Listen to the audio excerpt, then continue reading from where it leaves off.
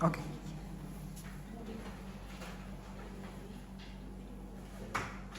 Assalamualaikum warahmatullahi wabarakatuh. Adik-adik semuanya, selamat siang. Sehat hari ini? Ini saya lihat muka-muka lama semua ya. Karena sekarang sudah lihat di slide, kita masuk mata kuliah perdagangan internasional. Ini adalah mata kuliah semester 5 di jurusan agribisnis, ya. Berarti sekarang kalian sudah masuk ke semester 5. Selamat datang ke semester 5. Semester 5 adalah semester peminatan, di mana berarti perdagangan internasional kalian mengambil peminatan ekonomi pertanian. Karena ada 3 peminatan. Salah satunya adalah ekonomi pertanian, dan kurikulum di dalam ekonomi pertanian ada mata kuliah perdagangan internasional.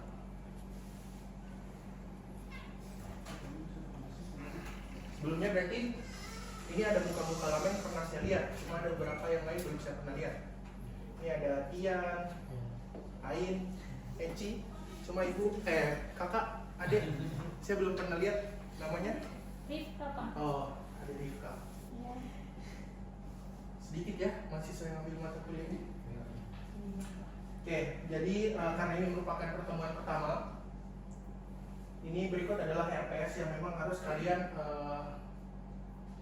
akan lakukan nanti, ya, sampai dengan 16 pertemuan terakhir. Jadi tetap sama dengan mata kuliah lain, 16 pertemuan, ada UTS dan juga UAS. Ini adalah metode, ini adalah mata kuliah PJBL, di mana nanti kalian akan diberikan proyek, yaitu artikel. Ya, nanti terakhir akan ada penyusunan artikel dan lain-lain. Komponen penilaian bisa teman-teman ada lihat di sini. Komponen paling besar adalah proyeknya 50%, sampai dengan ujian dan juga partisipasi semuanya.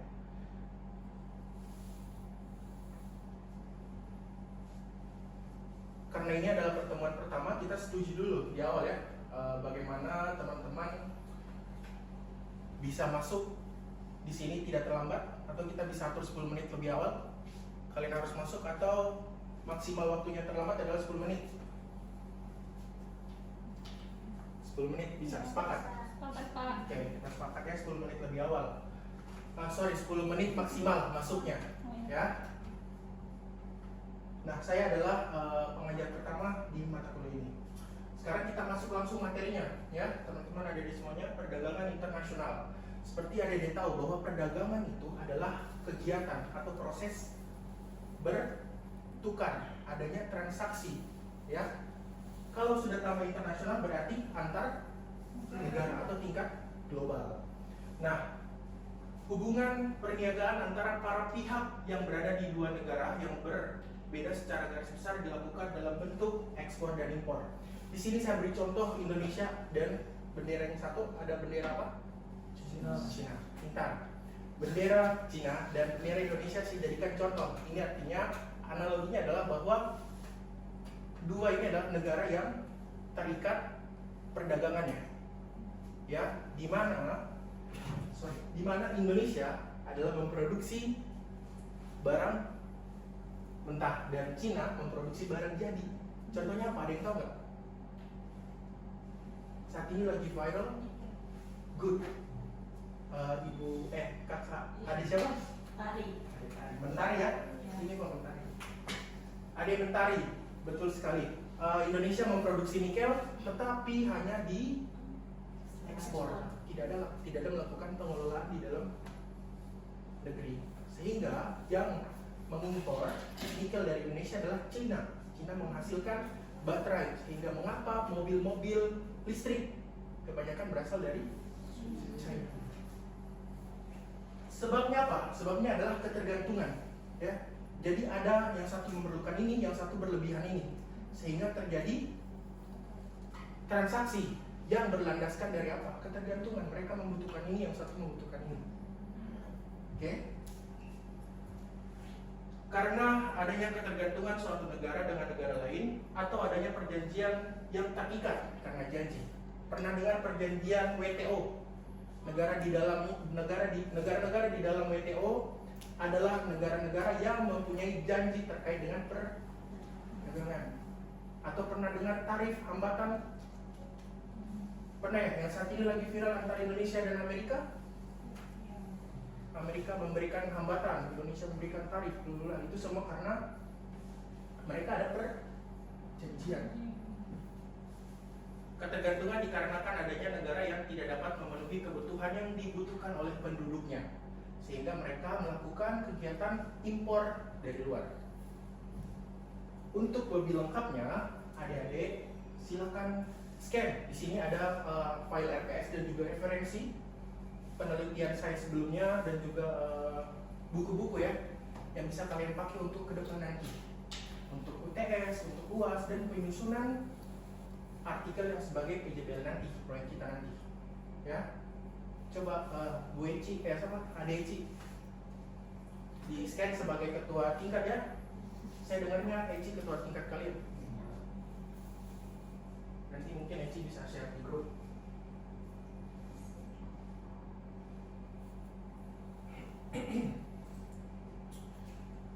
Berikut kita lanjut faktor penyebab terjadinya perdagangan internasional. Ini saya sampaikan begitu aja, nanti kalian coba pelajari. Pertama adalah revolusi informasi dan transportasi, ketergantungan dan juga liberalisasi ekonomi. Keempat ada keunggulan komparatif, kebutuhan devisa, keragaman sumber daya, perbedaan selera preferensi, perbedaan biaya, perjanjian internasional dan kerjasama antar negara. Ya.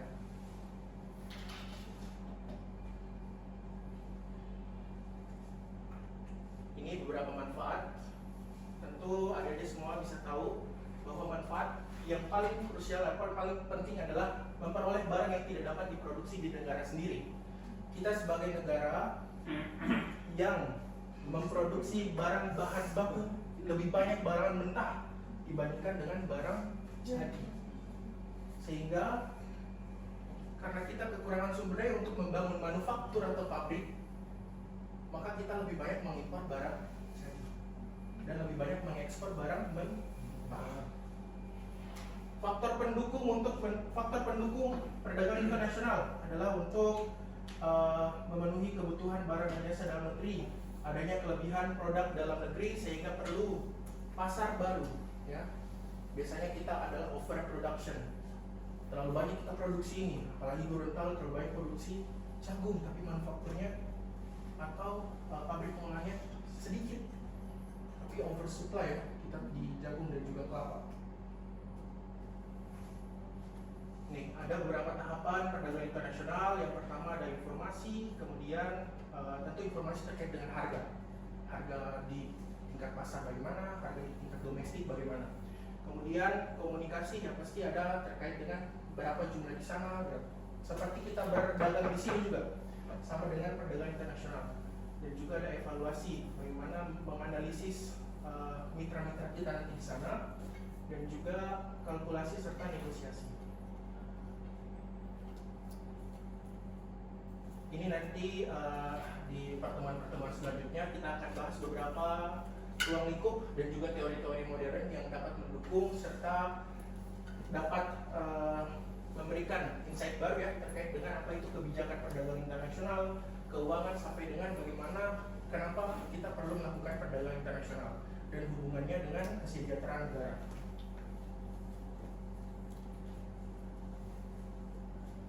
Oke, sepertinya saya langkah-langkahi ya, ada di semuanya. Kita dibatasi waktu. Ini ya, salah satu yang paling tinggi atau masalah yang ada di kita saat ini adalah peningkatan kesempatan kerja. Jadi saya pernah, adik-adik semuanya mungkin ini analogi sedikit, saya pernah berbicara dengan seorang prof dari Jepang. Ternyata bahwa kita itu melakukan banyak impor bahan mentah ke Jepang karena Jepang yang nanti akan memproduksi barang jadinya. Tetapi warga kita dapat bekerja di sana atau dipermudah, sehingga ada faktor-faktor yang terjadi atau ada transaksi, walaupun transaksinya bukan dalam bentuk uang, karena mereka ada perjanjian antar kepala negara. yang memang notabene kita tidak tahu apa yang sebenarnya terjadi. Di sini tadi saya sempat menyinggung apa itu barang konsumsi, barang mentah, barang jadi. Ya, pada grafik ini adik-adik semuanya bisa lihat perkembangan ekspor impor Indonesia di tahun 2020, 2021, dan 2023 sampai 2024. Bahwa konsumsi sebenarnya yang jadi titik highlight kita adalah konsumsi, barang konsumsi. Kenapa barang konsumsi? Karena barang konsumsi adalah barang yang membuat kita rugi. Negara kita rugi kalau banyak mengkonsumsi barang jadi, barang konsumsi. Atau mengimpor ya, maksud saya mengimpor. Nah, di sini poinnya adalah 1629,4 ini apa ya? Triliun juta dolar AS. 1629 juta dolar AS. Nah, meningkat pada tahun 2024 menjadi 21.000. Kelihatan tidak? Nanti ada di share sama Eci. Berarti apa? Berarti negara kita semakin lama semakin banyak mengimpor ataupun mengkonsumsi barang jadi. Apalagi sekarang Cina ya, banyak mobil-mobil Cina yang kita pakai. Salah satunya apa? Ada yang pakai, mungkin ada sudah bawa mobil di sini saya lihat lagi di parkiran. Cherry, Woody. Nih, barang konsumsi. Saya mau kasih contoh. Ya, nice. Perbedaan barang konsumsi, barang mentah. Ini.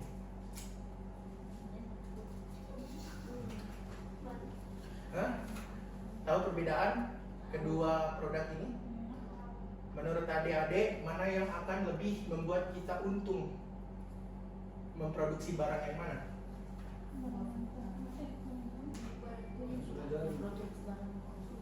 Barang. Ini masih bisa kita untuk meningkatkan nilai jual dan nilai tambah sehingga bisa menjadi lebih meningkat harganya. Ya, ini saya beli tadi di Indomaret sekitar 15.000 per buah. Ini 15.000 per atau 10.000 ya, kalau nggak salah 10.000 per botol. Ini bisa jadi 2 atau 3 minuman karena ada tambahan air, tambahan ekstrak dan lain-lain. Ya. Dua-duanya itu barang impor Pak? Apa? Dua-duanya barang impor atau barang impor Pak? Ini produksi kita ya. Kalau yang itu? Ini juga produksi kita. Ini sebagai contoh saja. Bukan namanya Maksudnya lebih bagus kita memproduksi ini. Kalau kita tidak bisa memproduksi ini, kita impor dan kita bikin seperti ini pasti akan lebih untung buat kita. Oke? Sebentar ada pertanyaan, nanti hadiahnya ini ya. Oke. Skema hubungan perdagangan dengan kesejahteraan negara. Adik-adik ini kelihatan? Oke, di sini ekspor ini pasti membutuhkan cadangan devisa. Tahu cadangan devisa? Kenapa ada cadangan devisa? Kenapa? Apa itu devisa? Tahu dulu. Kalau valuta asing yang jurusan ekonomi, mau ke SMK-nya?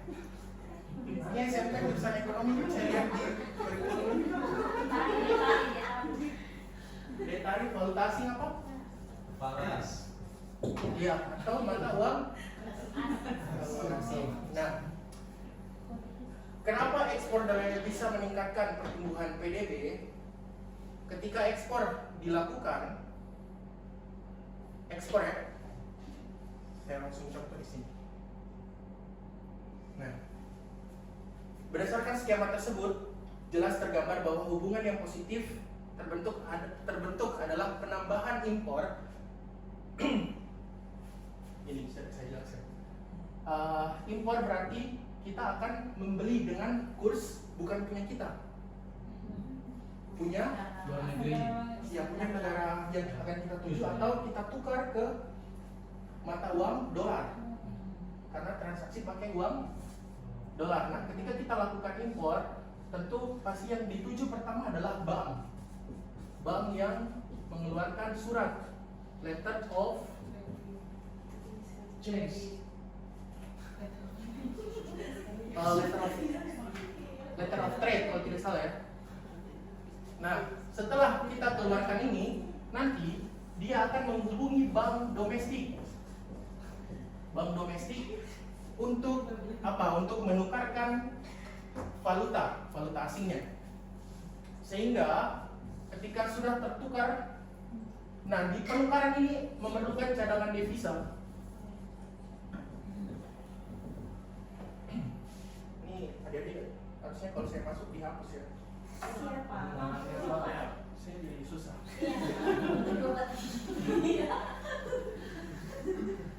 Oke, penambahan devisa, penambahan impor berarti adalah penambahan devisa. Nah, ya, maaf ya. Penambahan impor berarti terjadi penambahan devisa. Ketika terjadi penambahan devisa akan meningkatkan penambahan produksi. Itu yang akan membuat rupiah menguat. Kalau impor berarti mereka akan menukar dolar ke sehingga akan terjadi penguatan.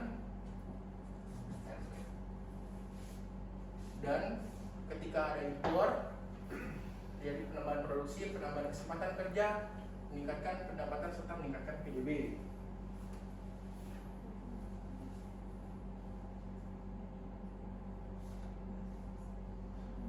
Oke, saya sedikit kasih simulasi ya adik-adik semuanya. Sini saya belajar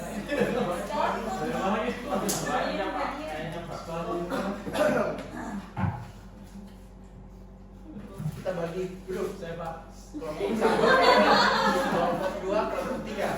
Oke? Kelompok 1, kelompok 2. Ini boleh dibawa pulang, Pak? Diam dulu ya. Oh. Bisa tambah satu kelompok lagi Pak, kelompok 4. Cuma 3 barang saya.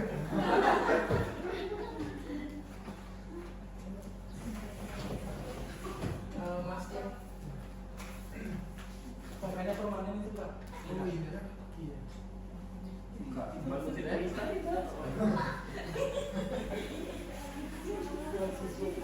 Itu permainan sambil saya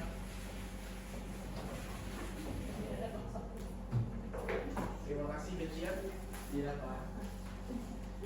Ini sebelumnya kan kalian sudah semester 5 pasti pernah belajar ekonomi peta. Iya. Ya, apalagi yang SMK-nya ekonomi, Mas Dian sama Hah? Sama DKI. Ini titik apa? Kalau yang ke bawah begini kurva apa? Permintaan. Kalau yang ke bawah begini kurva apa? Demand. Kurva Demand. yang ke atas? Supply. Sini berarti Titik keseimbangan. equilibriumnya.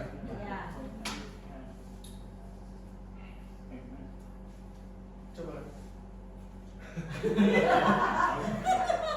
Pak nggak semulus Pak.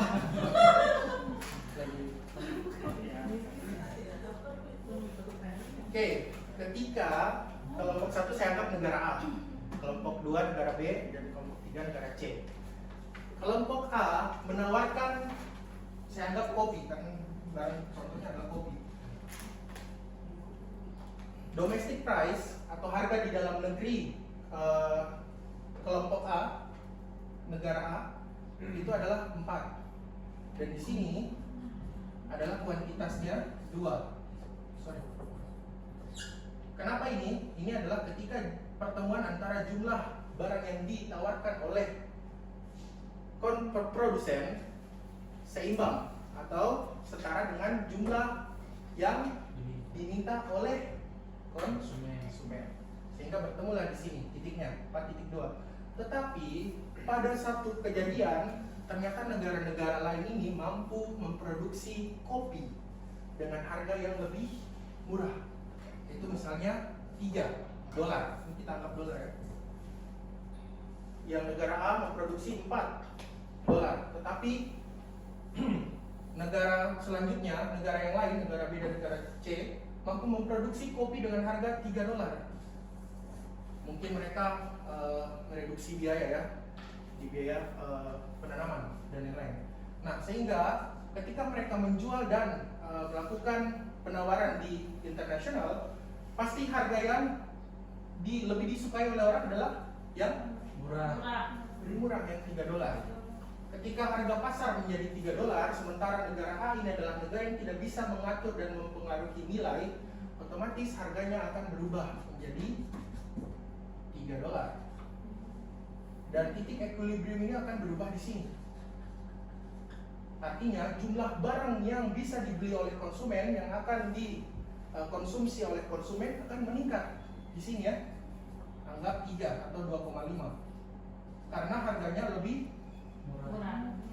masuk tidak, kalau kalian harganya murah pasti akan lebih membeli secara Banyak. banyak. Nah, di sini otomatis yang dirugikan siapa? Produsen dalam negeri A. Karena dia tidak bisa mengatur harga, tetapi hanya mengikuti harga pasar.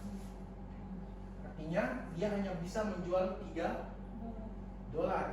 Sehingga supply atau penawaran yang bisa dia lakukan hanya sampai di sini atau 1,5. Sementara permintaan di negaranya mencapai 2,5. Apa yang dilakukan adalah impor barang. Sehingga inilah keadaan ekonomi atau perdagangan internasional. Nah, tidak hanya sekecil ini, tapi ada banyak yang mempengaruhi. Misalnya ada tarif atau hambatan. Tarif hambatan itu misalnya adalah pajak yang dikenakan ketika mereka melakukan tarif masuk, atau hambatan masuk bisa dilakukan ketika mereka akan impor atau ekspor. Ya, ini kita lihat prosedur ekspor ya. Yang ini ada dua bagian, sini dalam negeri, di sini luar negeri. Tidak terlihat ya? Ada dia pakai HP zoom. Tadi materi transformasi digital harus sudah melek digital. Ini dalam negeri. Yang pertama adalah pembuatan kontrak oleh importir ke eksportir. Negara luar ke negara yang satu melakukan pembuatan kontrak. Nah, ketika mereka melakukan pembuatan kontrak, negara importir ini harus melakukan tadi pembukaan ataupun harus melakukan menghubungi bank untuk menukarkan ataupun membuat surat yang tadi saya sebutkan, letter of trade kalau tidak salah. Nah, setelah itu dia akan menghubungi pihak bank yang sebelah yang di negara yang dia tuju. Ya, setelah itu dia akan meneruskan ke eksportir. Eksportir akan melakukan penyiapan barang, pemesanan kapal, sampai terakhir baru ke bea cukai. Bea cukai nanti akan langsung dikeluarkan ke importir. Sesingkat itu, tapi sebenarnya praktiknya kompleks ya. Cuma kalau kalian sudah bisa melakukan ekspor, insya Allah kalian akan menyala dompetnya.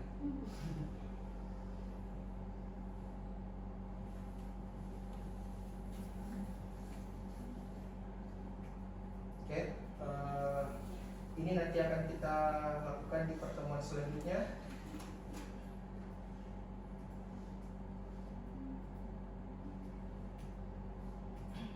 Silakan adik-adik absen. Ini G-form, nanti kalian tinggal tulis hadir saja. Berarti membuktikan bahwa kalian hadir. Sudah absen? Ya. Tapi saya lihat hadir semua ya, karena kita cuma sedikit, jadi saya cepat hafal. Ada pertanyaan? Iya. Ditanya Pak, begini Pak, keluarga saya, itu punya bisnis tambak Pak. Nah, itu di Gorontalo, di Manado, daerah Sulawesi itu sudah tidak bisa lagi menerima. Jadi sudah sedikit minat warung-warung yang akan saya suplai untuk udang-udang ini. Nah, kemungkinan itu saya akan dituju itu negara tetangga Malaysia. Nah, kira-kira Pak, mohon sarannya untuk bisa saya menembus ke daerah Malaysia. Apa langkah pertama yang harus saya lakukan Pak? Nah, seperti itu. Oke, namanya siapa? Rizky ya? Iya. Rizky mana? Dari biasa kalau tambak orang-orang Bugis. Betul? Kau dari orang Iya. Bugis? Nah, pertama adalah tentu di negara masing-masing mempunyai standar yang harus dipenuhi oleh yang akan masuk. Sehingga yang pertama dicari adalah standarnya seperti apa. Misalnya kalau udang, apakah kadar airnya harus begini, apakah harus frozen, apakah harus bentuk dan ukuran. Itu bentuk ukuran sampai dihitung ya kalau misalnya kita mau melakukan ekspor. Panjang udang sama berat. Biasanya mereka ada standar, sama paling harus diperiksa lab kandungan-kandungannya. Nah itu yang harus dilakukan oleh Deski pertama. Kemudian ketika sudah tahu ini peraturan di negaranya untuk barang udang masuk, nah dicari tahu lagi siapa yang mau membeli. Biasanya ada di platform atau website eksportir.com atau importir.com. Nah di situ banyak sekali list barang-barang yang diminta dan jenis-jenisnya. Setelah itu mungkin bisa langsung melakukan negosiasi dan lain-lain. Nah selanjutnya bisa melakukan yang tadi saya kasih tahu, prosedur ekspor, mulai mengatur suratnya sampai akhirnya mencari kapal, berapa jumlahnya, sampai di sebelum Rizky melakukan pengiriman pasti ke bea cukai dulu, karena mereka yang akan memeriksa semua dokumen apakah lengkap atau layak untuk dilakukan ekspor atau tidak. Baik Pak, terima kasih Pak. Karena Rizky itu sudah bertanya, terima kasih. Terima kasih banyak Pak. Tapi ini buat ibu hamil dulu, lebih membutuhkan buah. Ini ada yang mau? Ibu rumah tangga? Yang hari-hari belum ada yang menikah? Sudah ada. Jangan sampai ketahuan orang bidik misi ya nanti. Oke baik, sudah tidak ada yang bertanya? Oke, saya tutup kelasnya. Terima kasih. Wabillahi taufiq wal hidayah.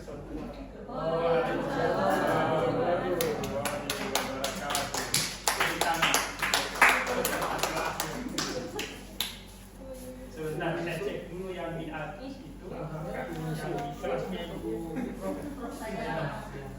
ibu saya mah kayaknya masih ya. Hah? Cek dulu ya. Pak, informasinya baru mulai Pak. Baru mulai? Baru mulai. Kan sebelum Jumatan sudah ada. Hah?